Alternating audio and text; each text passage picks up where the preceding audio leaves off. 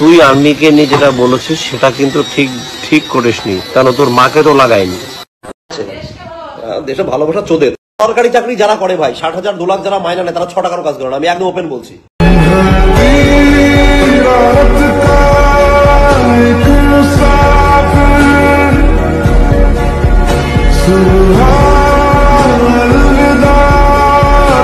যত লোকের কাছে ভিডিওটা যাবে সবাই প্রচুর পরিমাণে শেয়ার করবা, যাতে সেইখানে গিয়ে পৌঁছায় যেখান থেকে ওর আসল বিচার হবে।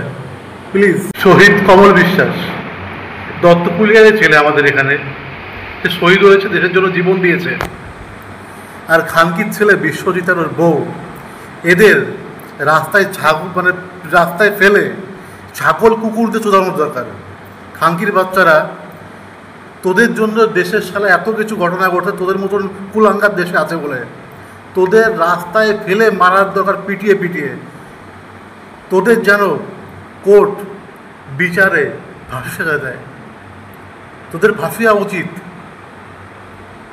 তোদের মতন দেশদ্রোহী দেশে আছে বলে আজকে দেশের ছেলেরা প্রাণ হারাচ্ছে। তোদের যেন বিচারে ফাঁসি হয়, ফাঁসি হয়, ফাঁসি হয়।